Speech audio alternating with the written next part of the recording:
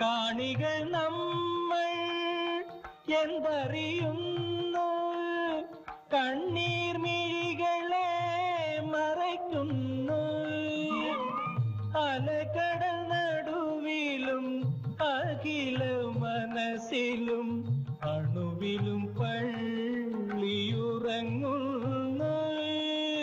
ഈശ്വരൻ മനുഷ്യനായി അവതരിച്ചു, ഈ മണ്ണിൻ ദുഃഖങ്ങൾ സ്വയം വരിച്ചു. ഇരവും പകലും കരയും കടലും ഇടചേർന്ന ജീവിത കളിയരങ്ങിൽ ഈശ്വരൻ മനുഷ്യനായി അവതരിച്ചു, ഈ മണ്ണിൻ ദുഃഖങ്ങൾ സ്വയം വരിച്ചു.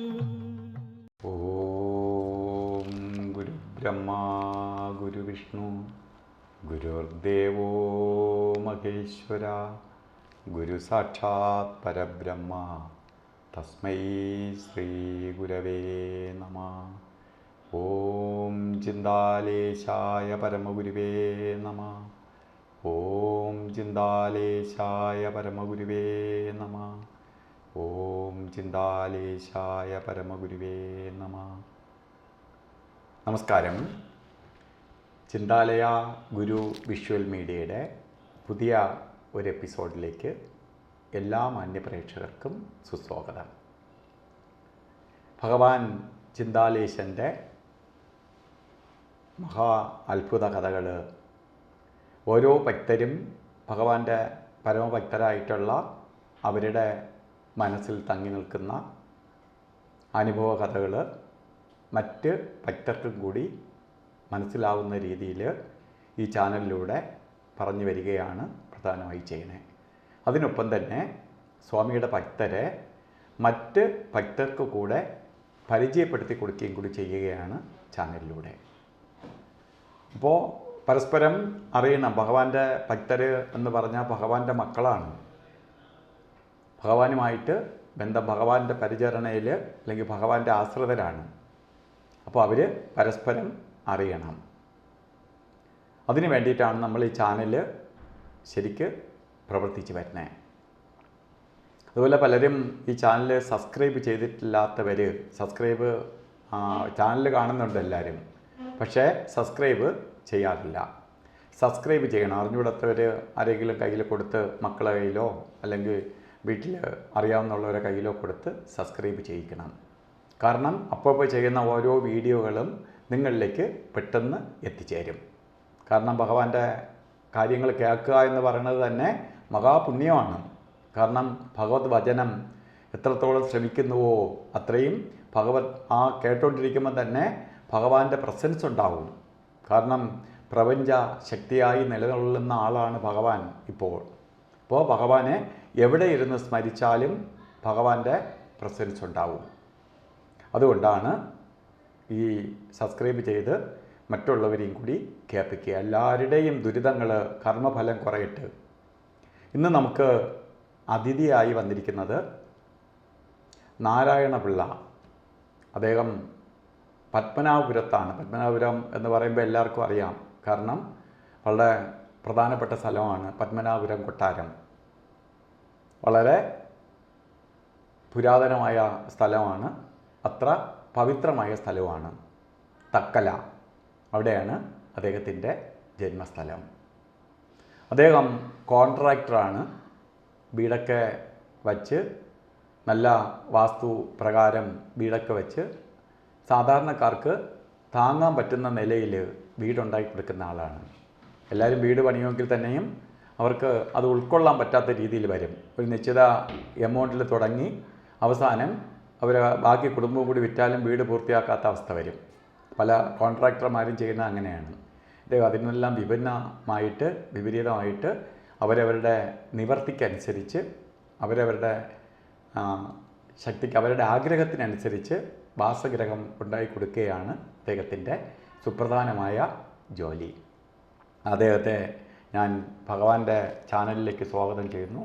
30 വർഷത്തോളം ഭഗവാനുമായിട്ട് ബന്ധമുള്ള ആളാണ്. അങ്ങ് ഒരുപാട് കാര്യങ്ങൾ പറയാനുണ്ടാവും. എന്തായാലും മനസ്സിൽ തങ്ങി നിൽക്കുന്ന സുപ്രധാനമായ കാര്യങ്ങൾ ഭക്തർക്ക് വേണ്ടി പങ്കുവയ്ക്കണം. ഓം ചിന്താലേശ്വായ പരമഗുരുവേ നമ. ഓം ചിന്താലേശ്വായ പരമഗുരുവേ നമ.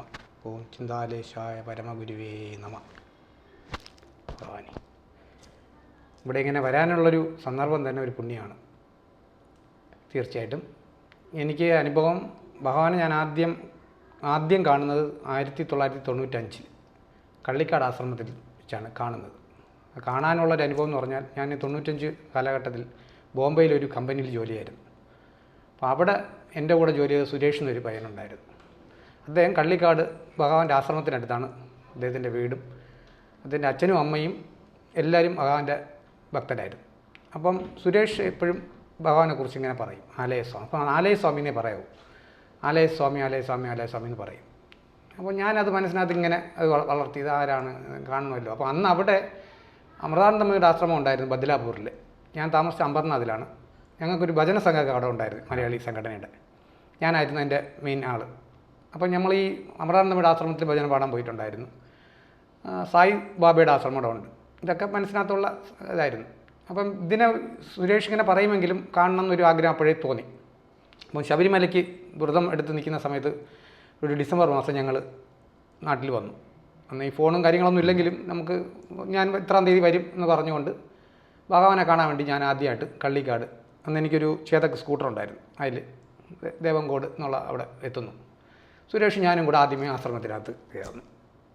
ആദ്യത്തെ അനുഭവം തന്നെ എനിക്ക് ഒരുപാട് മാറ്റങ്ങൾ, അതിൽ വളരെ ലാളിത്യമായ ഒരു അന്തരീക്ഷം. നമ്മൾ മനസ്സിൽ കാണുന്ന രീതിയിലുള്ളൊരു ആശ്രമമല്ല, കോൺക്രീറ്റ് ബിൽഡിങ്ങോ അങ്ങനെ ഒന്നുമല്ലാത്തൊരു പുൽക്കുടിൽ പോലത്തെ ഒരു സംഭവം. അകത്ത് കയറുമ്പം തന്നെ ഹരേ രാമ ഹരേ കൃഷ്ണ എന്ന് കുറച്ച് ആൾക്കാർ ജപിച്ചുകൊണ്ടിരിക്കുന്നു. നല്ല ധൂമക്കൂട്ടുകളുടെയും ചന്ദനത്തിയുടെയും മണം. മനസ്സിലങ്ങനെ നിന്നിട്ട് അവിടെ ഇന്നിപ്പം സുരേഷ് പറഞ്ഞ് ഞാൻ നോക്കിയിട്ട് വരാം, ഭഗവാൻ ഇവിടെ ഉണ്ടെന്ന് പറഞ്ഞ് നോക്കിയിട്ട് വരാമെന്ന് പറഞ്ഞു. സുരേഷ് അകത്തോട്ട് പോയി. അപ്പം ഞാൻ അവിടെ ഇരുന്ന ആളോട് ചോദിച്ചു, അദ്ദേഹം ഭഗവാൻ ഉണ്ടോ ഇവിടെ വന്നിട്ടുണ്ടോ, അവിടെ കാണണം, അറിയില്ല എന്ന് പുള്ളി പറഞ്ഞു. അപ്പോൾ ഞാൻ എൻ്റെ ഒരു മനസ്സിനകത്തുള്ളൊരു വ്യഗ്രത, അദ്ദേഹം എങ്ങനെ ഇരിക്കും ഇതൊന്നും കണ്ടിട്ടില്ലല്ലോ. ആ രീതിയിൽ ഇങ്ങനെ നോക്കുമ്പം കുറച്ച് ദൂരെയായിട്ട് ഒരു പുൽക്കുടിൽ, അതാണ് ശരിക്കും ആല എന്ന് പറയുന്നത്. അവിടെ ഒരാൾ നിൽക്കുന്നു, മുണ്ടിങ്ങനെ മടക്കി കൊടുത്തിട്ടുണ്ട്, കഴുത്തിൽ തോർത്ത്. ഇത് സുരേഷ് പറഞ്ഞിട്ടുള്ള എൻ്റെ ഒരു സങ്കല്പമാണ്, ഇങ്ങനെയാണ് ഭഗവാൻ നിൽക്കാറുള്ളൂ എന്ന് പറഞ്ഞിട്ടുള്ളൂ. ഞാൻ ഉടൻ തന്നെ അങ്ങോട്ടേക്ക് പോയപ്പോൾ സൈഡിൽ കൂടെ ആണെങ്കിൽ പോകേണ്ട വഴിയുണ്ടായത്. അവിടെ ചെന്ന് ആളിനെ കാണാൻ അങ്ങോട്ടാ പറ്റി പോയിരിക്കാം, സുരേഷ് കണ്ടിട്ട് വരുമല്ലോ എന്നുള്ളത് നിൽക്കുകയാണ്. സുരേഷ് ഓടി വരുന്നു, ചേട്ടാ ഭഗവാൻ പോത്തങ്കോടാണ്, 3 ദിവസം കഴിഞ്ഞേ വരുള്ളൂ, 3-4 ദിവസം കഴിഞ്ഞേ വരുള്ളൂ, പോത്തങ്കോടാണ്, നമുക്ക് ഇനിയിപ്പം അത് കഴിഞ്ഞ് ശബരിമല പോയിട്ടൊന്ന് കാണാം. സുരേഷിനോട് ഞാൻ പറഞ്ഞില്ല, ഞാൻ കണ്ടല്ലോ എന്ന് മനസ്സിൻ്റെ ഉള്ളിൽ കിടക്കുകയാണ്. ശബരിമല പെയ്യപ്പോഴും ഇത് ഉള്ളിങ്ങനെ കിടക്കുകയാണ്. മലയിൽ പോയിട്ട് വന്നു, തിരിച്ച് ഇന്ന ദിവസം വരാമെന്ന് പറഞ്ഞാൽ ആ ദിവസം വരികയാണ്. സുരേഷിൻ്റെ കൂടെ വന്ന് ആശ്രമത്തിൽ കയറുമ്പം ഇതേപോലെ ഹരേ രാമ ഹരേ കൃഷ്ണ പാടി ഒരു മൂലയിലിട്ട് ഒരാളിരിക്കുന്നു. ആദ്യത്തെ ഒരു ഷോക്ക് അവിടെയാണ്. ഞാൻ അവിടെ അന്ന് കണ്ട വ്യക്തിയാണ്, രൂപത്തിലും അതിലും. അപ്പോൾ മനസ്സുകൊണ്ട് ആലോചിച്ചു, എനിക്ക് ആദ്യ ദർശനം കിട്ടി. അന്ന് ഇരിക്കാൻ പറഞ്ഞു. പിള്ള വിളിച്ചു, ആദ്യമേ അഭിസമന പിള്ള ഇരിക്കുമെന്ന് പറഞ്ഞു. ഇരുന്നു. എവിടെ നിന്ന് വരുന്നു ചോദിച്ചു. ഞാൻ പത്മനാഭപുരത്താണ്, ഇന്ന് കല്യാണമൊന്നും കഴിച്ചിട്ടില്ലല്ലോ, ഇവിടെ ബന്ധം എടുത്തിട്ടില്ലല്ലോ, ഞാൻ പത്മനാഭപുരത്താണ്, ഇതാണ് കാര്യങ്ങൾ പറഞ്ഞു. അപ്പം എല്ലാവരും ഒരു അന്ന് ഇന്നും ഭഗവാൻ ഒരു വളരെ ലാളിത്യമായിട്ടേ സംസാരിക്കാറുള്ളൂ. പത്മനാഭപുരത്താണെങ്കിൽ അവിടെ ഒരു നീലകണ്ഠ സ്വാമി കോയിലുണ്ടല്ലോ, ഞാൻ ഉണ്ട്, അറിയാം, നമ്മളിവിടെ ഭജനയൊക്കെ നടത്തുന്ന ആൾക്കാരും തൊഴണം. അവിടെ ഒരു ദർപ്പക്കുളമുണ്ട്, അതിനകത്ത് ഒരു കദളിക്കൊല, സ്വർണ്ണക്കൊല ഉണ്ടെന്ന് പറഞ്ഞു. ഞാൻ അപ്പോഴും എൻ്റെ മനസ്സിൻ്റെ ചിന്തകൾ എന്താണ്, ചുമ്മാ പറഞ്ഞായിരിക്കും, കാര്യമാക്കിയില്ല, എല്ലാം തൊഴുതു ഇറങ്ങി. അപ്പോൾ ആദ്യമേ ചോദിച്ചതും അപ്പോഴും ലാളിത്യമാണ്, ശബരിമല പോയിട്ട് വന്നതല്ലേ, അയ്യപ്പൻ അവിടെ ഉണ്ടോ. അപ്പോൾ ഈ തമാശ രൂപത്തിലാണ് ഭഗവാന്റെ സംസാരമെങ്കിലും പിന്നീട് എനിക്ക് മനസ്സിലാക്കി വന്നപ്പോഴത്തേക്കും അതിനകത്ത് എന്തോ കാര്യങ്ങളുണ്ടെന്നുള്ള കാര്യം മനസ്സിലായി. അതാണ് ഏറ്റവും വലിയൊരു അനുഭവം. പറയുന്ന കാര്യങ്ങളിൽ ലാളിത്യവും തമാശയും പറയും, നമുക്ക് ഉള്ളിൽ കൊള്ളും, ആ രീതിയിലാണ് ഭഗവാൻ പറയുന്നത്. അപ്പോൾ അങ്ങനെ പറഞ്ഞു. ഞങ്ങളിഞ്ഞ് വന്നു. അപ്പം എനിക്കിതിനകത്ത് മനസ്സിനകത്ത് കിടക്കുകയായിരുന്നു, അങ്ങനെ ഒരു കൊല അവിടെ ഉണ്ട്. ഞാൻ ഇത്രയും വർഷം ജനിച്ച് വളർന്ന സ്ഥലത്ത്, നമ്മളവിടെ ഒരു RSSൻ്റെ ഒക്കെ സംഘടന എല്ലാം ഉള്ള ആളാണ്. നേരെ അമ്പലത്തിൽ ചെന്നിട്ട് പോറ്റിയെടുത്ത് ചോദിച്ചു, മൂർത്തി പോറ്റി ഇങ്ങനെ ഒരു സംഭവം ഇവിടെ ഉണ്ടെന്ന് പറഞ്ഞു, ഉള്ളതാണ്. അത് നിങ്ങളിവിടെ ഇല്ലായിരുന്നു, ഞാൻ ബോംബെയിലായിരുന്നല്ലോ, ഇവിടെ ഒരു ഇംഗ്ലീഷുകാരൻ വന്നിരുന്നു, കൊട്ടാരം കാണാൻ വന്ന ഒരു ഇംഗ്ലീഷുകാരൻ, പുള്ളിയിൽ മറ്റേ ബൈനാക്കുലറിൻ്റെ കൂടിയ സാധനങ്ങളും ക്യാമറയൊക്കെ കൊണ്ട് ഇങ്ങനെ നടന്ന് ചുറ്റിയിട്ട് പുള്ളി ഇതിനകത്ത് നോക്കിയിട്ട് ഇംഗ്ലീഷിൽ പറഞ്ഞു, ആർക്കും മനസ്സിലായില്ല. പക്ഷേ അയാൾ അവിടെ ചെവരിൽ കുറിച്ചിട്ടുണ്ട് പോയി, ഇതിൻ്റെ താഴെ ഒരു കദളിക്കൊല സ്വർണ്ണത്തിലുണ്ടെന്ന്. അതെപ്പോഴും എഴുതിയിട്ടാണ്. മനസ്സിലായി. എനിക്ക് അടുത്ത വൈദ്യുത പ്രകാരം അതായിരുന്നു. ഓ, ഭഗവാൻ വന്നിട്ടില്ല, കണ്ടിട്ടില്ല, എനിക്കൊരു അറിവ് കാണിച്ചെന്നാണത്. അത് അങ്ങനെ ആയി. പിന്നെ ഞാൻ ബോംബെ ജീവിതം, ഗൾഫ്, പിന്നെ ഞാൻ ഭഗവാനെ മനസ്സിൽ സ്മരിക്കുന്നുണ്ടെങ്കിൽ കാണാൻ പറ്റുന്നില്ല. പിന്നെ തിരുവനന്തപുരത്ത് തന്നെ എനിക്ക് കല്യാണം കഴിച്ചു. ഒരു ആദ്യത്തെ കുട്ടിയായി. കുട്ടിക്ക് ജാതകം എഴുതണം എന്നുള്ള ഒരു ഇതായപ്പം വൈഫിൻ്റെ ഒരു ബന്ധു ഒരാളുണ്ട്, കുണ്ടമൺ കടവിൽ, സുരേന്ദ്രൻ നായർ എന്ന് പറഞ്ഞു. പുള്ളിയെ കാണാൻ വേണ്ടി പോവുകയാണ്. പുള്ളിയുടെ വീട്ടിൽ ചെന്നു, വരാൻ പറഞ്ഞു. അതുപോലെ അകത്ത് കയറിയത് അടുത്ത ഷോക്ക് അതായിരുന്നു. ഭഗവാൻ എൻ്റെ മുമ്പ് നിൽക്കുകയാണ്. അതായത് സുരേന്ദ്രൻ മാമൻ്റെ ഭഗവാനാണ്, വച്ച് പൂജിക്കുകയാണെന്ന് പറഞ്ഞു. ഇതാണ് എൻ്റെ ഭഗവാനാണെന്ന് പറഞ്ഞു. ഞാൻ പറഞ്ഞു, ഞാൻ നേരത്തെ കണ്ടിട്ടുള്ള ആളാണ്, എന്നെ ഈ ജ്യോത്സ്യം പറയാൻ വയ്പ്പിച്ചതും ഭഗവാനാണ്, കുണ്ടവൺ കടവെന്നാണ് എന്നെ വിളിക്കുന്നത് എന്ന് പറഞ്ഞു. അപ്പോഴാണ് അദ്ദേഹമാണ് എൻ്റെ അടുത്ത് ആശ്രമത്തിൽ വരാനും, പോത്തങ്കോട് വരണം, പിറന്നാളാഘോഷമുണ്ട്, ഇതിൻ്റെയൊക്കെ ഉണ്ട്, അഖണ്ഡനാമ്പ് ജപം, അങ്ങനെ ഞാൻ പോകാൻ തുടങ്ങി. അപ്പം ഭഗവാൻ എന്നെ ഓരോ ഘട്ടങ്ങളിലും വിളിച്ചുകൊണ്ട് ഇരിക്കുകയാണ്, വരാൻ അടുത്തടുത്തായിട്ട് വരാനായിട്ടുള്ളത്. നമ്മൾ ഓരോ ഘട്ടം എന്ന് പറയില്ല, നമ്മുടെ ജീവിതത്തിൻ്റെ ഓരോ ഘട്ടങ്ങളിൽ നമ്മളെ വിളിക്കുന്ന പോലെയാണ്. ഇതിപ്പോൾ ഇവിടെ വന്നതും ആ ഘട്ടമാണ്. അതെ. അപ്പോൾ അത് അനുഭവമായി. ഇനി കൺസ്ട്രക്ഷൻ ഫീൽഡിൽ ഒരു കമ്പനിയുടെ കീഴിലാണ് ഞാൻ സൈറ്റ് എഞ്ചിനീയറായിട്ട് ജോലി ചെയ്തുകൊണ്ടിരിക്കുകയാണ്. അപ്പോൾ കഴക്കൂട്ടത്തൊരു വർക്ക് വന്നു, വെട്ട് റോഡ്, അവിടെ ഒരു വർക്ക് നടക്കുകയാണ്, വലിയൊരു വർക്ക്. അപ്പോൾ അവിടെ വരുമ്പം മനസ്സിനകത്ത് ചിന്ത, ഏകദേശം ഭഗവാനെ കാണാൻ പറ്റുമല്ലോ. അപ്പോൾ ഉച്ചയ്ക്ക് 1 മണിക്ക് പണിക്കാർ ഊണ് കഴിക്കാൻ പോകുന്ന സമയത്ത് ഞാൻ എൻ്റെ ബൈക്ക് എടുത്തുകൊണ്ട് ആശ്രമത്തിൽ വരും. അപ്പോഴും ഭഗവാന്റെ അപ്പോഴത്തെ വെച്ചാൽ ഭഗവാൻ ദേഹത്തും എണ്ണ ഇടുന്ന ഒരു സമയമായിരുന്നു, ഉച്ചയ്ക്ക് വൈകുന്നേരം ചില 3 മണി. ഈ സമയമാണ് ഞാൻ അവിടെ എത്തുന്നത്. ഇവരെ പണിക്ക് ഇറക്കിയിട്ടാണ് തിരിച്ചു വരുന്നത്. ഞാൻ അവിടെ വന്നിരിക്കും, ഒരു ഭക്ഷണം കഴിക്കാൻ പറയും, കഴിച്ചിട്ട് ഞാൻ അവിടെ കുറച്ച് നേരം ഇങ്ങനെ ഇരിക്കും. അപ്പോഴേ ആദ്യമേ പറയും, അവിടെ ഉള്ളിൽ പറയും, അവർ പറഞ്ഞൊരു കാര്യമുണ്ട്, ഭഗവാൻ എണ്ണയിട്ടിരിക്കുകയാണ്, ആരെയും ഇപ്പം കാണില്ല, ഇനിയിപ്പം രാവിലെ ദർശനമുള്ളൂ, ഇനി കാണാൻ പറ്റുള്ളൂ എന്ന് പറഞ്ഞു. എന്നാലും ഞാൻ അവിടെ ഇരിക്കും. പക്ഷെ കുറേ ഇരിക്കുമ്പോൾ സാറേ അകത്തു നിന്ന് ഭഗവാൻ പറയും, എന്നെ ആരോ കാണാൻ വന്നിരിക്കുകയാണ്, കണ്ടിട്ട് പോകാൻ പറയണം. അപ്പോഴൊരാൾ വാതിൽ തുറന്നിട്ട് പറയും, നിങ്ങളിവിടെ ഇരിക്കുകയായിരുന്നു, ഒന്ന് കണ്ടിട്ട്. ഞാൻ ഇങ്ങനെ തൊഴും. ഒന്നും ആദ്യം കണ്ട അനുഭവത്തിലും ഭഗവാൻ എന്നെ നോക്കിയിട്ടുണ്ടെന്നല്ല, അതെങ്ങനെയും നോക്കിക്കൊണ്ടിരിക്കും. അതാണ് ചിന്താലേശ്വരൻ എന്നുള്ള ആ വാക്കിൻ്റെ അർത്ഥം. അതാണ് ചിന്തിക്കുന്നുണ്ടെങ്കിൽ നമ്മുടെ എല്ലാം ഉൾക്കൊള്ളുന്നുള്ള കാര്യം ഞാൻ പിന്നീടാണ് മനസ്സിലാക്കാൻ തുടങ്ങിയത്. എൻ്റെ അനുഭവത്തിൽ നിന്നാണ് ഞാൻ മനസ്സിലാക്കുന്നത്. എന്തൊന്നിട്ട് കാര്യങ്ങളൂടെ പറയാം. നിന്നു തൊഴിൽ ഇരിക്കും. പിള്ളാന്ന് വിളിച്ചിട്ടുണ്ട്, പിള്ള കഴിച്ചോ എന്ന് പറഞ്ഞു. ഒരു പ്രാവശ്യം മനുഷ്യകാര്യങ്ങളിൽ തെറ്റുകളും പറയണമല്ലോ, തെറ്റുകളും തിരുത്തുന്ന വ്യക്തിയാണ് അദ്ദേഹം. JCB ഒരു പണി നടക്കുകയാണ്. അപ്പോൾ ഒരു തമിഴനാണ് JCB ഡ്രൈവർ, തിരുനെല്ലിക്കാരൻ. അപ്പോൾ ഞാൻ ഈ തമിഴ്നാടുമായിട്ട് ബന്ധമുള്ളതുകൊണ്ട് അവൻ എൻ്റെ വലുത് അടുത്തു. അപ്പോൾ അവൻ്റെ മാനസികാവസ്ഥയും പറഞ്ഞു, സാറേ എനിക്ക് കമ്പനിയിൽ ഒന്നും കിട്ടില്ല പണി ചെയ്താൽ.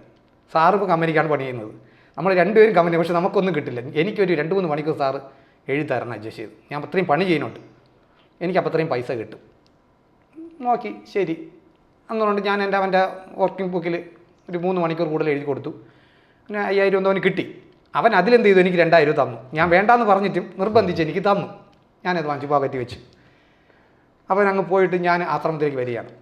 അല്ലാത്ത സമയം ആശ്രമത്തിൽ വരുമ്പോഴല്ല, ഞാൻ ഒരു പാക്കറ്റ് ചന്ദനത്തിരിയാണ് വാങ്ങിച്ചോണ്ട് പോകുന്നത്.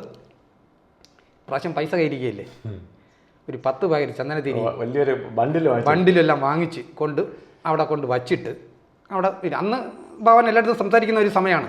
അങ്ങനെ ഈ കാലഘട്ടമല്ല. കുറച്ച് ആൾക്കാർ നിൽക്കുന്നതിൻ്റെ കൂടെ ഞാനും പോയി നിന്നു. ഭഗവാൻ ഇവരോട് പറഞ്ഞു, നിങ്ങളെല്ലാം പോയി ഭക്ഷണം വാങ്ങിച്ച് കഴിച്ചിട്ട് പോകണം എന്ന് പറഞ്ഞു. 5 പേരും അങ്ങ് പോയി. തിരുവല്ലയിൽ നിന്നോ ആലപ്പുഴയിൽ നിന്ന് വന്നതാണ്. അവരുടെ അടുത്ത് എന്തോ ചോദിച്ചിട്ടാണ് പെട്ടത്. അപ്പോൾ ഞാൻ മാത്രം നിൽക്കുകയാണ്. എന്നെ എങ്ങനെയേ നോക്കി.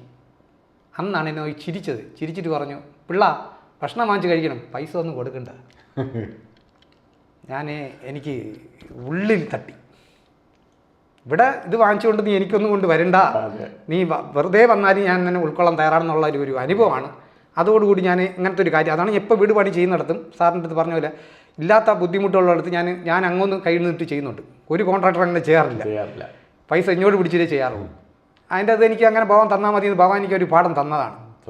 അതിന് കീപ്പ് ചെയ്താണ് ഇപ്പോഴും ചെയ്യണം. അതിനനുസരിച്ച് അപ്പോൾ അധികം സംസാരിക്കാത്ത ഭഗവാൻ ഒരിക്കൽ എന്നോട് ചോദിച്ചു, ഇതുപോലെ പോയപ്പോൾ കഴക്കൂട്ടത്തിൽ നിന്ന് പോയപ്പോൾ, എന്ത് ചെയ്യുന്നു പിള്ള ചോദിച്ചു. അപ്പോൾ ഞാൻ പറഞ്ഞു, ഭഗവാനെ കെട്ടിട പണിയാണ്, ഒരു ഇങ്ങനെ കമ്പനിയുടെ ഇതിലാണ്, സ്വന്തമായിട്ട് എടുത്ത് ചെയ്യണം, പണികളൊക്കെ കിട്ടും. ഒറ്റ ഡയലോഗ്. ഇത് പറഞ്ഞ് 1 മാസം കഴിഞ്ഞില്ല, എൻ്റെ 2 സുഹൃത്തുക്കൾ, എപ്പോഴും ഞാൻ കാണുന്ന വ്യക്തികളാണ്, ഒരു വില്ലേജ് ഓഫീസർ, ഒരാൾ മിൽമ ബൂത്തിൽ വർക്ക് ചെയ്യുന്ന ആളാണ്. ഷാജിക്ക് ഞങ്ങളൊരു വർക്ക് തന്നു, ഷാജി സ്വന്തമായി ചെയ്യാമോ? കമ്പനിക്ക് കൊടുക്കാൻ പറ്റില്ല, കാരണം കമ്പനിയുടെ റേറ്റ് ഭയങ്കര റേറ്റാണ്, അയാൾ ശരിയുമല്ല. ഷാജി സ്വന്തമായിട്ട് ചെയ്യുമെങ്കിൽ ഞങ്ങൾ 2 പണി ഷാജി തരാമെന്ന് പറഞ്ഞു.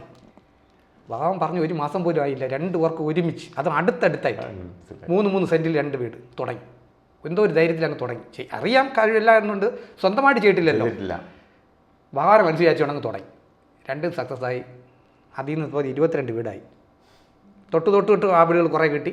അങ്ങനെ ചെയ്ത് പോയിക്കൊണ്ടിരിക്കുന്ന വീട്. അപ്പം അതും ഭഗവാൻ ഒരു വഴി കാണിച്ചു തന്നു. അതും അങ്ങനെ കുറേ ദിവസം പോയിക്കൊണ്ടിരുന്നു. ഞാനിങ്ങനെ ഇങ്ങനെ നിൽക്കുകയാണെങ്കിൽ തൊഴിലുള്ളൂ, സംസാരമൊന്നും അങ്ങനെ ഇല്ല. എൻ്റെ മോനൊരു അസുഖം വന്നു. അവനിപ്പം ബിടെക് കഴിഞ്ഞ് അവന് ജോലി കിട്ടി. ഇപ്പം ടാറ്റ TCSൽ കിട്ടി. മാർബേഴ്സിലാണ് പഠിച്ചത്. 23 വയസ്സായി. 10ാം ക്ലാസ്സിൽ പഠിച്ചിരുന്നപ്പം അവനൊരു അസുഖം വന്നു. വളരെ ക്രിട്ടിക്കലായിട്ടൊരു സ്റ്റേജായിരുന്നു. കിംസിലായിരുന്നു ട്രീറ്റ്മെൻറ്റ്. അപ്പോഴും ഞാൻ ഭഗവാനെ കാണാൻ പോകും. മോനെയും കൊണ്ടുപോയിട്ടുണ്ട്. ഒന്നും നമ്മൾ മനസ്സിൻ്റെ ഉള്ളിൽ ഞാൻ പറയും. ഇപ്പോഴും ഞാൻ ആശ്രമത്തിൽ പോകുമ്പോഴും മനസ്സിൻ്റെ ഉള്ളിൽ പാടും ഭഗവാന്റെ വരികൾ. എനിക്ക് കുറേ അവിടെ ഇരുന്ന് കുറേ എഴുതിയ വരികളുണ്ട്. വേറെ ആശ്രമത്തിൽ പറയാം. ഭജനയിലുള്ളതുകൊണ്ട് ആ ഒരു അനുഭവം എപ്പോഴും നമ്മളെ ഉണ്ടല്ലോ. അപ്പോൾ ഞാനിങ്ങനെ ഭഗവാന്റെ അടുത്ത് പോയി ഇങ്ങനെ മോൻ്റെ വിഷമം പറയുകയാണ്. ഭഗവാനെ നോക്കിക്കൊണ്ടിരിക്കുന്നു അത്രേ. അപ്പോൾ അങ്ങനെ കുറച്ച് ദിവസം കഴിയുമ്പം ഞാൻ ജ്യോത്സ്യ മാമനെ കാണാൻ പോയിട്ട് പറഞ്ഞു, മാമ നമുക്ക് മോനൊരു രക്ഷ എഴുതി കെട്ടണം, ദേഹരക്ഷയായിട്ട് ആയുരാരോഗ്യത്തിനോ എന്താണെന്നുള്ള മാമ എഴുതി തന്നു. മാമനോട് അസുഖത്തിൻ്റെ കാര്യങ്ങളൊക്കെ പറഞ്ഞ് മാമ എഴുതി തന്നു. അതിപ്പം മാമൻ പറഞ്ഞ് വേറെ ആരെങ്കിലും കൊടുക്കല്ലേ, നമ്മുടെ ഹരിപ്പോറ്റിയിലേക്ക് കൊടുക്കുക. ഹരിപ്പോറ്റി നമ്മുടെ ആശ്രമത്തിലെ ഭഗവാന്റെ ഭക്തനാണ്, അവിടെ പൂജ ചെയ്യുന്ന ആളും വേണം, കൃത്യമായി ചെയ്തു തരും. അതുകൊണ്ട് ഞാൻ ഹരിപ്പോറ്റിയെ ഏൽപ്പിക്കുകയാണ്.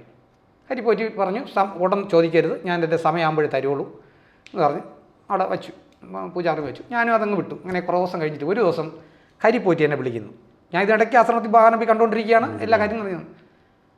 വരുമ്പോൾ എല്ലാം റെഡി ആയിട്ടുണ്ട്, വരണം എന്ന് പറഞ്ഞു. ഞാൻ പോയും പറഞ്ഞു, ഷാജി ഭഗവാനോട് ഈ കാര്യം പറഞ്ഞായിരുന്നു, ഇങ്ങനെ മോൻ്റെ രക്ഷ എഴുതാൻ വേണ്ടി എൻ്റെ തന്നിരിക്കുകയാണെന്ന്.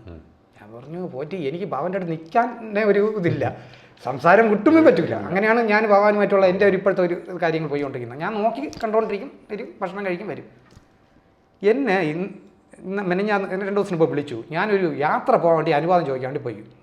ദൂരെ എവിടെയാണ്, ചിദംബരമോ എവിടെയാണെന്ന് പോകാൻ വേണ്ടി ഇവിടെ പറഞ്ഞു, പോകുന്നതൊക്കെ കൊള്ളാം, ആദ്യം ആ സുഖമില്ലാത്ത പയ്യൻ്റെ രക്ഷ എഴുതി കൊടുത്തതിന് ശേഷമേ പോറ്റി എവിടെയെങ്കിലും പോകാവൂ, കേട്ടല്ലോ.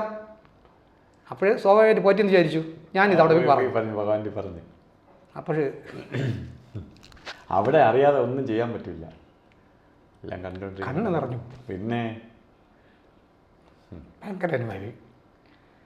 അപ്പം അങ്ങനെ ഒരു അനുഭവം അതെ.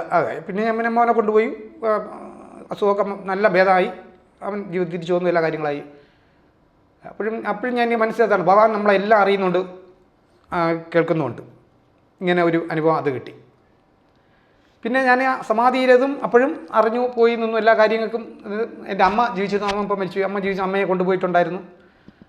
അമ്മ അങ്ങനെ ഒരുപാട് കാര്യങ്ങൾ. അപ്പോൾ എന്ത് കാര്യമുണ്ടെങ്കിലും വീട്ടിലും ഞാനിപ്പോൾ എവിടെ യാത്ര പോകണമെങ്കിലും ഒരു അനുവാദം ചോദിക്കും, ചെയ്യാമോ, ഒരു വർക്ക് എടുക്കണമെങ്കിൽ ഈ വർക്ക് ഞാൻ എടുക്കട്ടോ. ചിലത് മിസ്സായി പോയിട്ടുണ്ട്, അടുത്തുവരെ കിട്ടി. അപ്പം പിള്ള വേണ്ട കേട്ടോ അത് എന്ന് പറയുന്ന പോലെ നമുക്കൊരു അനുഭവം മനസ്സിനകത്ത് ഉണ്ടായിട്ടുണ്ട്. അതുകൊണ്ട് അങ്ങനെ അതപ്പോൾ ഞാൻ ഭഗവാൻ അങ്ങ് വിട്ടുകൊടുക്കുന്ന രീതിയിലാണ്. അപ്പോൾ ഇപ്പോഴും ഇവിടെ വരുന്നത് സ്ലിപ്പായി നിൽക്കുകയായിരുന്നു. ഞാൻ പറഞ്ഞ ഇങ്ങനെ ഒരു കാര്യമുണ്ട്. അപ്പോൾ ഇന്ന് രാവിലെ വീണ്ടും അശോകൻ വിളിച്ചിട്ട് പറഞ്ഞു, വരണം, 10 മിനിറ്റെങ്കിലും സമയം കണ്ടെത്തി. അപ്പോൾ ഞാൻ പോകണം, ഉള്ളത് തപ്പി പറയണം എന്ന് പറയുന്നത് തോന്നി. അപ്പോൾ ഇപ്പോഴും ആശ്രമത്തിൽ പോകുമ്പോൾ സാറേ ആ 95 അനുഭവമാണ് എനിക്ക് കാണുന്നത്. എവിടെയും നിൽപ്പുണ്ട് ഭഗവാൻ, ഒരു സംശയം വേണ്ട. അതിനുള്ള അനുഭവം എന്ന് പറഞ്ഞാൽ എൻ്റെ കൂടെ ഇപ്പോൾ ഒരു പയ്യൻ വരുന്നുണ്ട്. ഞാനും അവനും കൂടെ മലയാളപ്പുഴ പോയിട്ട് തിരിച്ചവിടെ വരുന്നത്. അവൻ ഭഗവാനെ കണ്ടിട്ടില്ല, ഫോട്ടോ മാത്രമേ കണ്ടിട്ടുള്ളൂ. പക്ഷെ അവൻ എന്നോട് പറഞ്ഞെന്നറിയാം, ഞാൻ ഭഗവാനോടെ കണ്ടു കേട്ടാ ചേട്ടാ, അവിടെ നിന്ന് അങ്ങോട്ട് പോകണ പോലെ ഞാൻ കണ്ടു. പുള്ളിക്ക് അനുഗ്രഹം വരുന്ന ഒരു വ്യക്തിയാണ്, മാടസ്വാമിയുടെ അനുഗ്രഹം വരുന്ന ഒരു വ്യക്തിയാണ്. ഞാൻ കണ്ടു കേട്ടാ, ഞാൻ കണ്ടു. ഞാൻ കണ്ടില്ല എന്ന് പറയാൻ പറ്റില്ല, ഞാൻ കണ്ടു. ഇവിടെ നിന്ന് അങ്ങോട്ട് പോകണം, ഞാൻ കണ്ടു. അവിടെ ഇരിക്കുന്നതായിട്ട് കണ്ടു. പല ഇതിലും നമുക്ക് ഭഗവാൻ അവിടെ ഉണ്ട്, ഇപ്പോഴും ആ പ്രസൻറ്റ് അവിടെ നിൽക്കുന്നതായിട്ട് കാണുന്നത്. അതും അത്രയും ഭക്തമായിട്ടുള്ളവരും മനസ്സിന് അത്ര ആത്മാർത്ഥമായി പ്രാർത്ഥിക്കുന്നവരെ കണ്ണിൽ ഭഗവാൻ ഒരു ഇതുപോലെ വന്നിട്ട് പോകുന്നുണ്ട്. തീർച്ചയായിട്ടും എനിക്ക് അനുഭവമാണ് അവിടെ ഉണ്ട്. പിന്നെ ഉള്ളിൽ വിളിക്കുന്നത് കൊണ്ട് പിള്ള എന്നുള്ള വിളി ഇപ്പോഴും നമുക്ക് കേൾക്കാം. പിള്ള അങ്ങനെ പോകണ്ട, അല്ല ഇന്ന് പോകണ്ട, ഇങ്ങനെയുള്ള കാര്യങ്ങളൊക്കെ പറയുന്നതായിട്ട് അനുഭവം. പിന്നെ ജീവിതത്തിന് ഒരുപാട് മാറ്റിച്ചു. ഒരുപാട് അല്ലാത്ത രീതിയിലൊക്കെ പോയിക്കൊണ്ടിരുന്ന ജീവിതത്തിൻ്റെ രീതികളെ എന്നെ തിരിച്ച് നല്ല ലെവലിൽ കൊണ്ട് ഡ്രിങ്ക്സും കാര്യങ്ങളൊക്കെ ഉണ്ടായിരുന്ന ഒരു വ്യക്തിയാണ്. എല്ലാം മാറ്റിമറിച്ചു. അദ്ദേഹത്തിൻ്റെ ഇതിലൊന്നും അത് പാടില്ല എന്നുള്ള കാര്യം ഞാൻ പിന്നെ മനസ്സിലാക്കി. സത്യം. അങ്ങനെ ഒരുപാട് എനിക്ക് ധനനഷ്ടവും കാര്യങ്ങളൊക്കെ വന്നു. അതെല്ലാം എനിക്ക് പിന്നെ തിരിച്ച് ഈ ഇതെല്ലാം മാറിയപ്പോൾ വന്നു. ഇപ്പോഴെന്ന് പറഞ്ഞാൽ ഭജന പണ്ടേ നമ്മുടെ ഇതിലുള്ളതാണ്. മാർഗഴി ഭജനയ്ക്ക് ഞാനിപ്പം അടുത്ത മാസം ഈ മാസം തന്നെ മാർഗഴി ഭജന തുടങ്ങിയാണ് പത്മനാഭപുരത്ത് സമാധി സ്വയം പ്രകാശിനി ആശ്രമത്തിൽ. അവിടെ ഞാൻ പാടാൻ പോകും. ഇപ്പോൾ അത് കുന്നപ്പുഴ സാസ്താംകോയിൽ പാടിക്കൊണ്ടിരിക്കുന്നു 41 ദിവസം. അപ്പോൾ ഭജനയുടെ ഇടയിലും ഞാൻ സതീഷിൻ്റെ അടുത്ത് പറഞ്ഞു, സതീഷ നമുക്ക് ഒരു ഭജന ഇവിടെ ഭഗവാന് വേണ്ടി വെക്കണം. ഞാൻ ഭഗവാന്റെ കുറേ പാട്ട് എൻ്റെ കയ്യിലുണ്ട്. അപ്പം സതീഷ് പറഞ്ഞു ഭഗവാന് സംഗീതം എന്ന് വെച്ചാൽ ഭയങ്കര ഇഷ്ടമാണ്, ഒരുപാട് തെറ്റുകൾ തിരുത്തി കൊടുത്തിട്ടുണ്ട് ഭഗവാൻ. സത്യം. അപ്പോൾ അവിടെ ഇങ്ങനെ ഇരുന്നപ്പോൾ ഞാൻ അവിടെ നിന്ന് എനിക്ക് കുറച്ച് വരികൾ ഇങ്ങനെ മനസ്സിനകത്ത് വന്ന വരികൾ ഒരുപാടുണ്ട്. അതിൽ 1-2 വരികൾ നമ്മളെ സമയത്തിൻ്റെ ഇത് പറയാന്നുള്ള കാര്യമാണ്. അനുഭവത്തിൽ ഈ കാര്യങ്ങളാണ് എൻ്റെ കൂടെ ഉണ്ട്. 95 കണ്ട തന്നെയാണ് വീണ്ടും കാണാൻ പറ്റിയതും. ലാളിത്യം തന്നെയാണ് ഭഗവാന്റെ വർത്തമാനങ്ങളിലും. തെറ്റ് തിരുത്തി തരും. ആ തെറ്റ് തിരുത്തി തരുന്നത് ശാസനയിലല്ല, സ്നേഹത്തോടെയാണ്. സത്യം. തലോടിക്കൊണ്ടാണ് തിരുത്തി തരുന്നതും മനസ്സിലാക്കി തരുന്നത്. അതൊന്നും വരെ എനിക്ക് വിട്ടു മാറിയിട്ടില്ല, നമ്മളതിലും ഉണ്ട്. വരികളിൽ സാറിൻ്റെ അടുത്ത് ഞാൻ അവിടെ നിൽക്കുമ്പോൾ എനിക്ക് കിട്ടിയ അവസാനം ഇപ്പോൾ ഞാൻ എഴുതി വച്ചിട്ടുള്ളൂ. അങ്ങനെ ട്യൂണായിട്ടില്ല. കണ്ണിന് സായുജ്യം നിൻ സ്വരൂപം, കാതിനു ഇൻപമാ നിൻ വചനം, കരളിന് കുളിർമയായി നിൻ സ്വരൂപം, ചിന്താലേശ്വര എന്നൊരു വരി എഴുതി വെച്ചിട്ടുണ്ട്. അതിനെ കുറച്ചുകൂടെ എഴുതി വരിയാക്കണം. തിരിച്ച് ഒരു ലൈൻ എന്ന് പറഞ്ഞാൽ ശരണം ശരണം ആലയ ഭഗവാനെ, വരിയാറ്റനെ പാടാം. ശരണം ശരണം ആലയ ഭഗവാനേ, ശരണാഗത വത്സല ഭഗവാനേ, ശരണം ശരണം ആലയ ഭഗവാനേ, ശരണാഗത വത്സല ഭഗവാനേ, അറിവില്ലാത്തവരാണേ ഭഗവാനേ, ആശ്രയമേകണേ ഭഗവാനേ, അറിവില്ലാത്തവരാണേ ഭഗവാനേ, ആശ്രയമേകണേ ഭഗവാനേ, മരണം വരെയും നിൻ തിരുനാമം മനനം ചെയ്യണം ഭഗവാനേ, ശരണം ശരണം ആലയ ഭഗവാനേ, ശരണാഗത വത്സല ഭഗവാനേ, ശരണാഗത വത്സല ഭഗവാനേ. വളരെ വളരെ നന്നായിട്ടുണ്ട്. കാരണം ഉള്ളിൽ തട്ടി ഭഗവാന്റെ നാമം എന്ന് പറയുമ്പോൾ അത് ഉള്ളിൽ നിന്ന് വരുന്നതാണ്. കണ്ണ് നിറയും. അതിന് വേറെ സംശയമൊന്നും വേണ്ട. അത്രയും അതൊക്കെ അങ്ങേക്ക് പ്രത്യേകം ഭഗവാന്റെ അനുഗ്രഹം സിദ്ധിച്ചതുകൊണ്ടാണ് ഭഗവാനെ കുറിച്ച് പ്രകീർത്തിച്ച് 2 വരിയെങ്കിലും പാടണമെങ്കിൽ. ഇനിയൊരു ആഗ്രഹം ഭഗവാന്റെ ജീവസമാധിയിൽ അവിടെ ഇരുന്ന് പാടണം എന്നുള്ളൊരു ആഗ്രഹമുണ്ട്. അത് എന്തെങ്കിലും ഒരു വിശേഷ ദിവസത്തിന് അവിടെ ഇരുന്ന്. അല്ല, ഇപ്പം നമുക്ക് വാർഷിക സമയമൊക്കെ വരുമ്പോൾ ഇരുന്ന് പാടാം. അല്ലാത്ത ദിവസവും ഇരുന്ന് പാടാം. അതെ. അല്ലാത്ത ദിവസം രാവിലെ നമുക്ക് രാവിലെ വൈകുന്നേരം പൂജ ഉണ്ടല്ലോ. അതുപോലെ ഇപ്പം മണ്ഡല പൂജ കാലം ആയാലും അതുപോലെ വിശേഷ ദിവസങ്ങളിൽ ഭഗവാന്റെ സമാധി ദിനം, അതുപോലെ ജന്മദിനം, എല്ലാ മാസവും വിശാഖ നക്ഷത്രം, അതുപോലെ മക നക്ഷത്രം, പൗർണമി, ഈ ദിവസങ്ങളിലെല്ലാം വിശേഷ പൂജയുണ്ട്. ഭജനയും സംഗീതവും ഭഗവാൻ ഭയങ്കര ഇഷ്ടമാണ്. എനിക്ക് അനുഭൂതി കൂടെ അറിയിച്ചു തരുന്നുണ്ട്. ഭഗവാൻ ശരിക്കും പറഞ്ഞാൽ സർവകലാ വല്ലഭനാണ്. എല്ലാ കലയും എന്തിനാണ് അദ്ദേഹത്തിന് അറിഞ്ഞുകൂടാത്ത ഒന്നുമില്ല. പക്ഷെ അറിയില്ല എന്നുള്ള രീതിയിൽ പറയും. അതങ്ങനെയാണ്. അത് ഭഗവാന്റെ ഒരു ഏറ്റവും വലിയ ഒരു പ്രത്യേകത. കാരണം ഭഗവാൻ ഇപ്പം സാറിൻ്റെ ഒരു ദോഷം മാറ്റണമെന്ന് വിചാരിക്കുക. ഭഗവാൻ ചെയ്യുന്നത് എന്താണെന്നറിയാമോ? ഭഗവാൻ ഇങ്ങനെ 4 വട്ടം നോക്കും. ചിലപ്പോൾ അവിടെ ഒരു കുപ്പിയിൽ കുറച്ച് വെള്ളമായിരിക്കും ഇരിക്കണേ. വെള്ളം ഇതിനെ ഒരു 4 ദിവസമായിട്ട് കഴിക്കണം. അപ്പോൾ ഭഗവാൻ അത് മാറ്റി. പക്ഷെ ആ ആളിൻ്റെ മനസ്സിൽ ഈ മരുന്ന്, ഈ കൊടുത്ത സാധനം കൊണ്ടാണ് മാറിയതെന്ന് അറിയണം. ഇല്ലെങ്കിൽ സ്വാമി ചെയ്യണ ഒരു കാര്യം, ഭഗവാന്റെ ഒരു പ്രത്യേകത ഞാൻ കണ്ടിട്ടുള്ളത്, ചിലവട്ട് കണ്ടിട്ടുള്ള കാര്യമാണ്. നമുക്ക് അടുത്തൊരു ശിവക്ഷേത്രം ഉണ്ടല്ലോ പിള്ളേ, നിങ്ങൾ താമസിക്കുന്നതിൻ്റെ ആ വടക്ക് ഭാഗത്ത്. ഉണ്ട് സ്വാമി.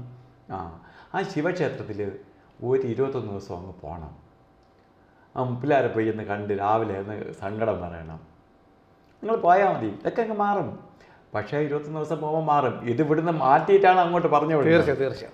അപ്പോൾ ഭഗവാൻ എന്ത് ചെയ്യുന്നു വെച്ചാൽ ഈ വ്യക്തി അറിയണം, ഞാനല്ല മാറ്റിയത്, മഹാദേവനെ കൊണ്ടാണ് മാറ്റിച്ചത്, മഹാദേവൻ്റെ ഇതുകൊണ്ടാണ് മാറ്റിയത്. അല്ലെങ്കിൽ അടുത്തൊരു ദേവീക്ഷേത്രം, ഏതെങ്കിലും ഒരു ക്ഷേത്രത്തിലോ ഇല്ല, അവിടെ നമുക്ക് മറ്റേ വൈദ്യനുണ്ടല്ലോ അവിടെ, ആ വൈദ്യനെ പോയി ഒന്ന് കാണണം. അപ്പം വൈദ്യൻ എന്തെങ്കിലും വരച്ചു ഇറക്കി കൊടുക്കും. അതൊന്നും കൊണ്ടല്ല, ഭഗവാൻ ഇത് മാറ്റിയിട്ട് വൈദ്യുതി അടുത്തേക്ക് പറഞ്ഞു വിടുകയാണ്. സ്വാമിക്കൊരു ഭഗവാൻ ഒരു പ്രത്യേകതയായിട്ട് കണ്ടിട്ടുള്ളത്, ഈ വലത് കൈ ചെയ്യണ ഇടത് കൈ അറിയരുത്. തീർച്ചയായും ഇത് ആണ് ഭഗവാൻ മുറുകെ പിടിച്ചിട്ടുള്ള ഒരു ആദർശം. അപ്പോൾ ഇത് മുറുകെ പിടിച്ച് പോയതുകൊണ്ട് ഈ ചെയ്യുന്നതൊന്നും ഞാൻ ചെയ്തതല്ല, അതുകൊണ്ട് പബ്ലിസിറ്റി ഭഗവാൻ ഇഷ്ടമില്ല. ഇതുകൊണ്ടാണ് ഭഗവാനെക്കുറിച്ച് ഈ ചാനൽ, നമ്മൾ തന്നെ ഈ ചാനൽ തുടങ്ങുന്നതിന് മുമ്പ് ഭഗവാന്റെ അടുത്ത് പോയി ഞാൻ ഇങ്ങനെ ഒരു ചാനൽ തുടങ്ങാൻ പോകണമെന്ന് ഞാൻ വേണ്ട പിള്ളേ, ഈ ചാനൽ കണ്ടിട്ട് ഭഗവാൻ ജീവസമാധിയിലേക്ക് പ്രവേശിക്കും. ജീവസമാധി എന്ന് പറഞ്ഞാൽ ഭഗവാൻ അവിടെ ഇരിക്കുകയാണ്, ശരീരത്തിൽ തന്നെ കുടികൊള്ളിരിക്കുന്ന ആ സമയത്ത് വന്നാണെങ്കിൽ അവിടെ ചാനൽ കണ്ടിട്ട് അങ്ങ് ആളുകളെല്ലാം കള്ളനും കൊലപാതകയും മറ്റവരും മറിച്ചവരും എല്ലാം ഇടിച്ചു കയറും, പെട്ടെന്ന് കയറുമ്പോൾ എന്ത് ചെയ്യും? അദ്ദേഹം വത്സലനാണ്, അന്നദാന പ്രഭുവാണ്, ആശ്രിത വത്സലനാണ്. ആരെ ആശ്രയിച്ച് ചെയ്യുന്നുവോ അവരെ സംരക്ഷിക്കും. അത് ഭഗവാന്റെ ക്വാളിറ്റിയാണ്. അതിന് ഒരു ദൈവത്തിനും സാധിക്കില്ല. ഭൂമിയിൽ ചവിട്ടാൻ ഒരു ദൈവത്തിനും സാധിക്കില്ല. ആശ്രിത വത്സലനാണ്. ആരാശ്രയിച്ച് അവിടെ ചെല്ലുന്നുവോ അവർക്ക് മുക്തി ഉണ്ടാവും, അവർക്ക് ഒരു സമാധാനം കിട്ടുമോ, അതിന് ഒരു സംശയം വേണ്ട. അതുകൊണ്ടാണ് അദ്ദേഹം അതിന് സമ്മതിക്കാത്തത്. പിന്നെ ഭഗവാൻ ജീവസമാധിയിലേക്ക് പ്രവേശിച്ചു. ഇനിയും ഭഗവാനെ കൊണ്ട് നേട്ടം ഉണ്ടാക്കിയ ആളുകൾ എല്ലാവരും അവിടെ നിൽക്കുന്നവർക്കെല്ലാം അവരവരുടെ നിലയ്ക്കനുസരിച്ച് നേട്ടം ഉണ്ടായി. അതെ അതെ. ഭഗവാൻ പലപ്പോഴും പറഞ്ഞൊരു കാര്യമുണ്ടല്ലോ, 10 കിലോ ചുമക്കാൻ തലയിൽ കഴിവുള്ളവൻ്റെ തലയിൽ 10 കിലോ അവനെ കൊണ്ട് പറ്റുള്ളൂ. അവൻ്റെ കലയിൽ 100 കിലോ പിടിച്ചു കൊടുത്താൽ അവൻ ഇട്ടുകൊണ്ട് അപ്പുറത്ത് വീഴും. ഇപ്പോൾ സാറ് ഒരു നിലയിൽ എത്തിച്ചേർന്ന് എന്തെങ്കിലും ചെയ്യണ കണ്ടിട്ട് ഞാൻ ആശ്രമത്തിൽ പണ്ടുതൊട്ട് പോണ ആളാണ്, എനിക്കത് കിട്ടിയില്ല എന്ന് ഞാൻ അസൂയപ്പെട്ട കാര്യമില്ല. കാരണം എനിക്കത് ചുമക്കാൻ പറ്റില്ല. തീർച്ചയായും എൻ്റെ കഴിവിനും എൻ്റെ കപ്പാസിറ്റിക്കും എൻ്റെ കർമ്മബലത്തിനും അനുസരിച്ചുള്ള ഫലമേ എനിക്ക് തരാൻ പറ്റുള്ളൂ. ഭഗവാന് തരാൻ പറ്റും, പക്ഷേ അവന് വാങ്ങാൻ പറ്റില്ല. അതെ, മനസ്സിലായില്ലേ? പണ്ട് ഭഗവാൻ പറഞ്ഞു തന്ന കഥകളിൽ ഒന്നാണ്, പണ്ടൊരു പരമഭക്തൻ, ഭയങ്കര ശിവഭക്തൻ, മഹാദേവനെ വിളിക്കാതെ ഒന്നും ചെയ്യൂല, ദാരിദ്ര്യം, കൊടും ദാരിദ്ര്യത്തിൽ കഴിഞ്ഞിങ്ങനെ പോവാൻ, പട്ടിണിയും പരിവട്ടവും, പലയിടത്തും ഭിക്ഷ അയച്ചാലും ഉഴന്നു ചെയ്താലും ഒന്നും ഉപജീവനത്തിന് പോലും ഒരു നേരം കഞ്ഞി വയ്ക്കാനുള്ള വക പോലും വെക്കുന്നില്ല. ഇത് കൊണ്ട് സഹികെട്ട് ശിവനെ വിളിച്ചാണ് ഈ പട്ടിണി കിടക്കുന്ന സമയത്ത് മഹാദേവനെ വിളിക്കുകയാണ്. മഹാദേവൻ മൈൻഡ് ചെയ്യാതെ ഇരിക്കും പോലെ ഇരുന്നു. പാർവതിദേവിക്ക് സഹിച്ചില്ല. നിങ്ങൾ ഇത്രയും പരമഭക്തൻ ഞാനായിട്ടായിരുന്നെങ്കിൽ, എന്നെയായിട്ടാണ് വിളിച്ചിരുന്നെങ്കിൽ ഞാൻ അവനെ കൊടുക്കാനുള്ള മാക്സിമം കൊടുക്കും, നിങ്ങൾ ഇത്രയും വിളിച്ചിട്ട് അവനൊന്നും കൊടുക്കില്ല. അപ്പോൾ ശിവൻ കേൾക്കാത്ത ഇന്നലെ ശിവനെ സമ്മർദ്ദത്തിലാക്കി ദേവി, സമ്മർദ്ദത്തിലാക്കി ആക്കിയവൻ പറഞ്ഞു, ദേവി ഞാൻ കൊടുത്താലും അവൻ എടുക്കൂല.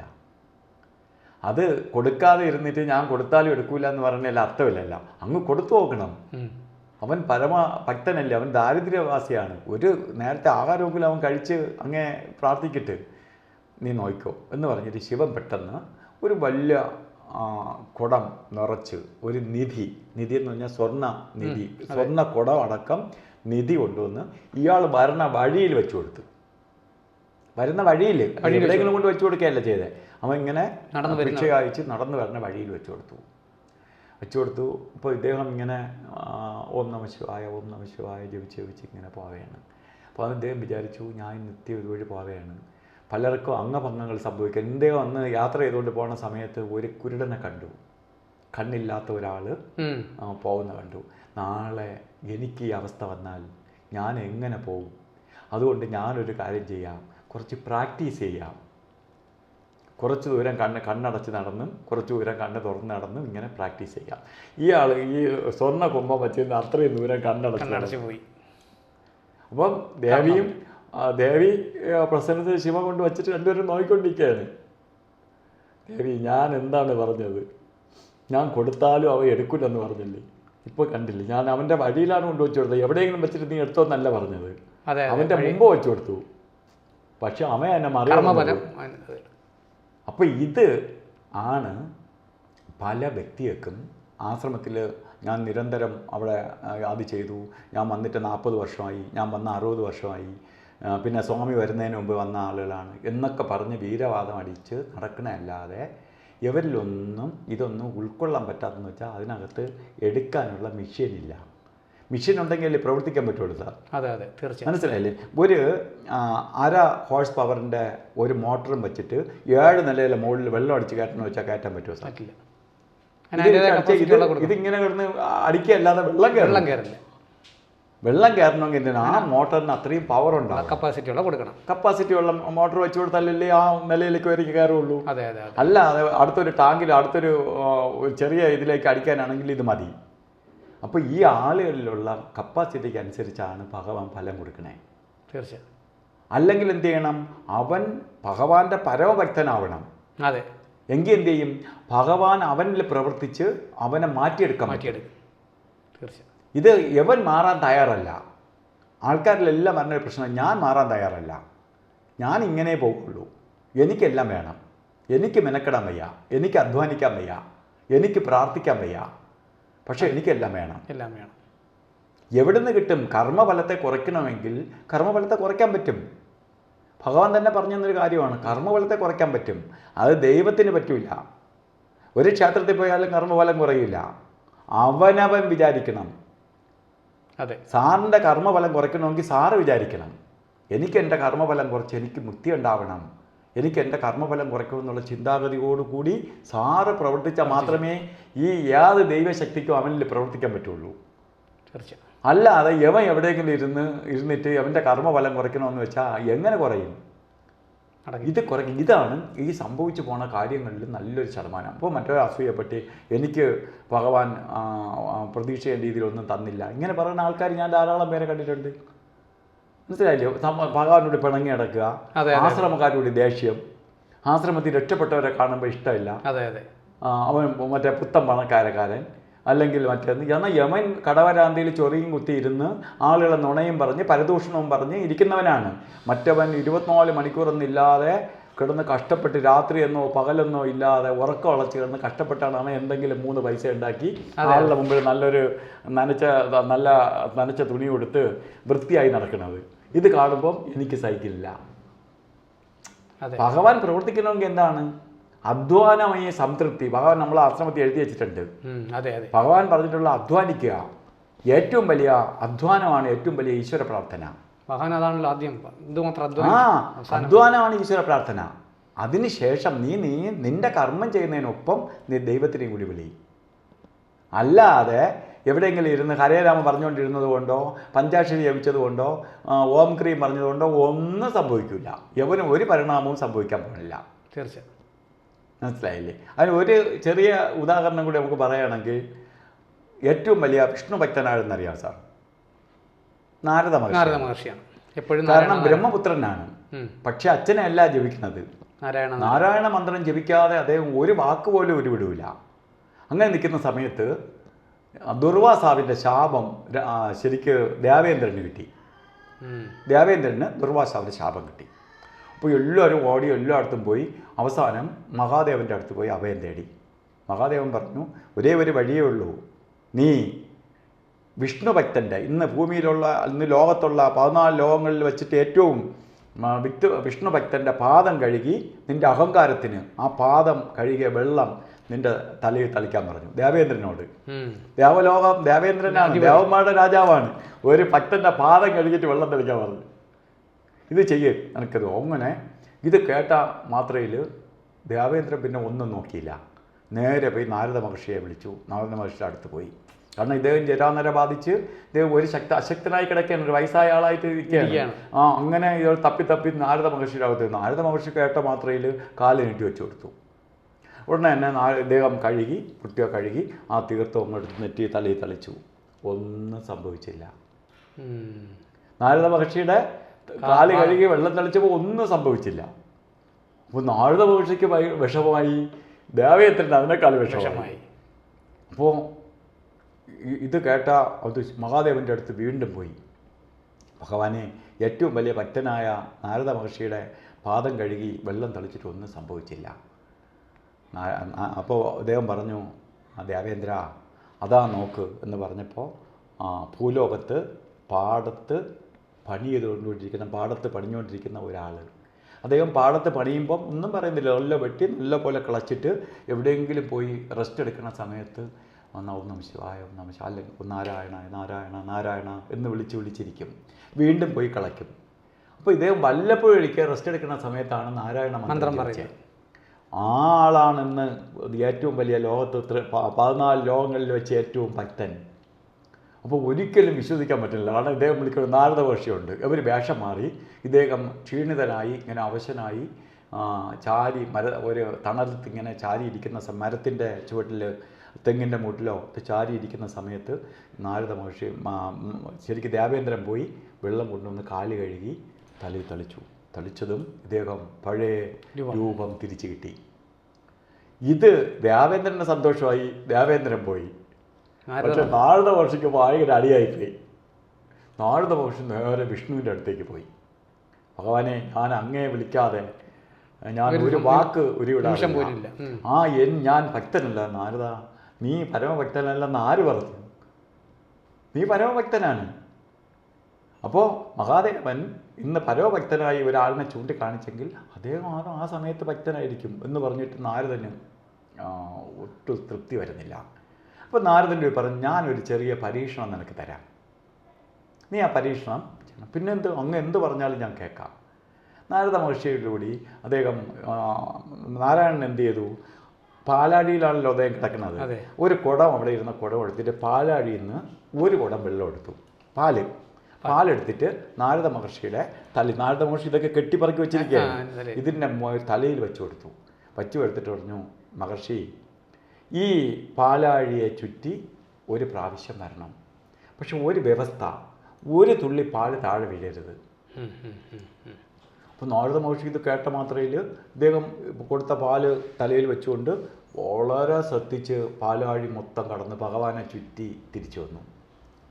ചോദിച്ചു, എത്രയോ സമയമെടുത്തു ചുറ്റി വരാൻ, ചിലപ്പോൾ ദിവസങ്ങൾ എടുത്തിട്ടുണ്ടാവാം.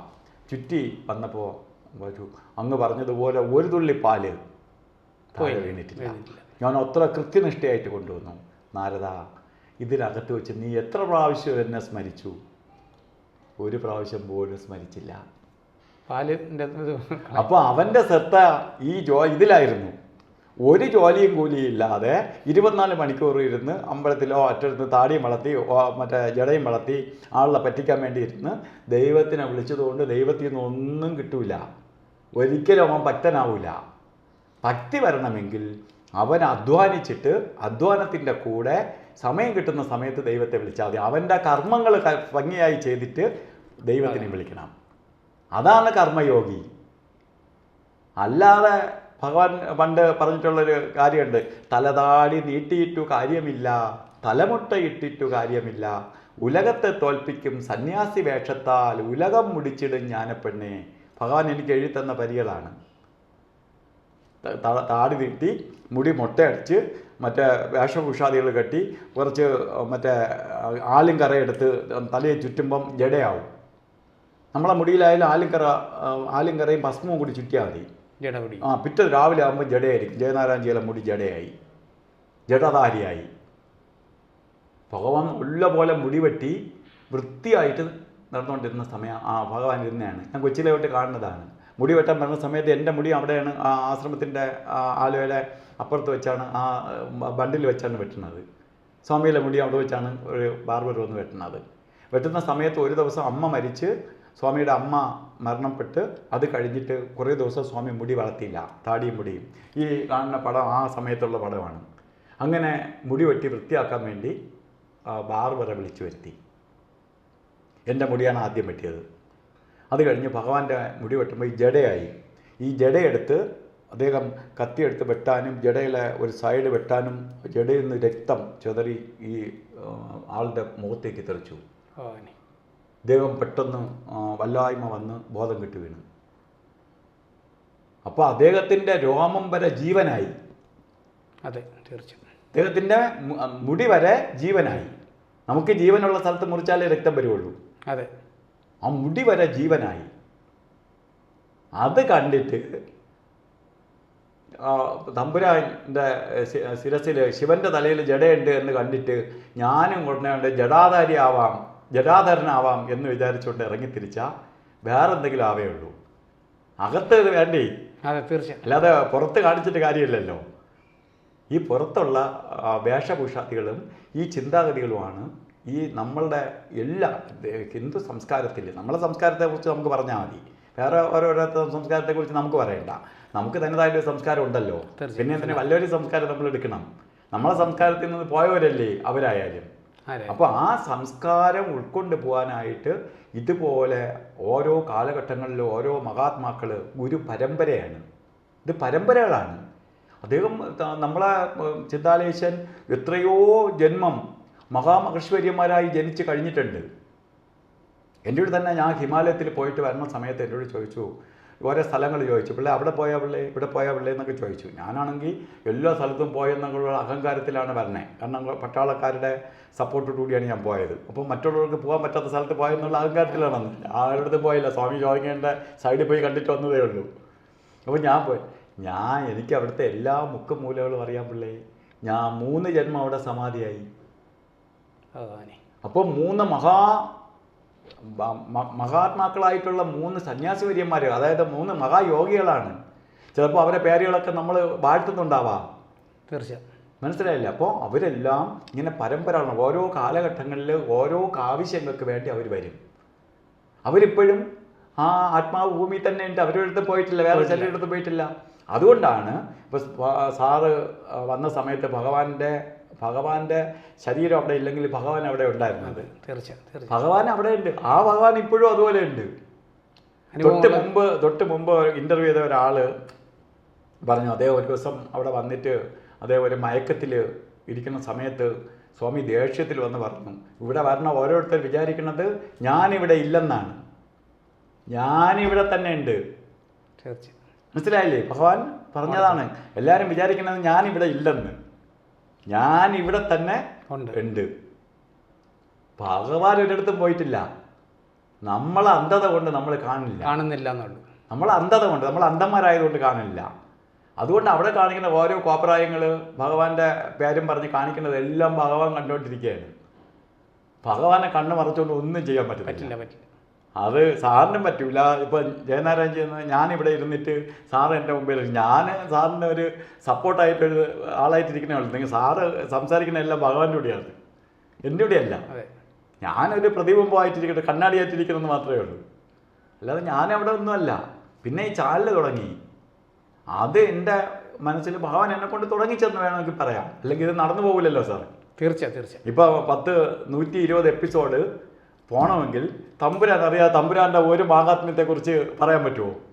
സാറിന് ഇവിടെ ഇരുന്ന് പറയാൻ പറ്റുമോ? എനിക്കിത് ഷൂട്ട് ചെയ്ത് വെളിയിൽ വിടാൻ പറ്റുമോ? അനുവാദമില്ല, ഒന്നും ചെയ്യാൻ പറ്റത്തില്ല. അപ്പോൾ തമ്പുരാൻ്റെ അറിവാണ്. ഇന്ന് ഇവിടെ വന്നിരുന്ന് ഇത് പറയണം എന്ന് ഭഗവാൻ നിശ്ചയിച്ചതാണ്. മുടങ്ങി പോയതാണ് ഞാൻ വന്നത്. അത് മുടങ്ങാനും പറ്റൂല. വരാമെന്ന് പറഞ്ഞവർക്ക് വരാൻ പറ്റൂല. ഇവിടെ വരണമെങ്കിൽ ഭഗവാൻ അറിയണം. കാരണം ഇത് ഭഗവാന്റെ നാമധേയം പറയണേ, ഭഗവാന്റെ നാമധേയത്തിലുള്ള ഭഗവാൻ പറയണത് ഭഗവാനെ കുറിച്ച് പറയാൻ വേണ്ടി ഭഗവാൻ നിർദ്ദേശിച്ചാലേ കേൾക്കാൻ പറ്റും. തീർച്ചയായും. അല്ലാതെ ഞാൻ വിചാരിച്ചത് പറഞ്ഞുകൊണ്ടോ സാറ് വിചാരിച്ചതുകൊണ്ടോ വരാൻ പറ്റില്ല. ഇത്രയും സമയം ഭക്തർക്ക് വേണ്ടി, അതായത് ഭഗവാന്റെ ഭക്തർ എന്ന് പറയുമ്പോൾ ശരിക്ക് ചിന്താലയ കുടുംബത്തിലെ അംഗം ഞാനുമില്ല. കുടുംബത്തിന് വേണ്ടി ഒരു കുടുംബാംഗം എന്ന നിലയിൽ കുടുംബത്തിലുള്ളവർക്ക് വേണ്ടി ഇത്രയും സമയം ഈ തിരക്കിൻ്റെ ഇടയിലും കോൺട്രാക്റ്റ് വർക്കും അതുപോലെ ഒരുപാട് തിരക്കിൻ്റെ ഇടയിലും വന്ന് ഭഗവാന്റെ നാമധേയം ഇത്രയും സമയം സംസാരിക്കാൻ കാണിച്ച തന്മനസ്സിനും ഒരിക്കൽ കൂടി നന്ദി. നമസ്കാരം.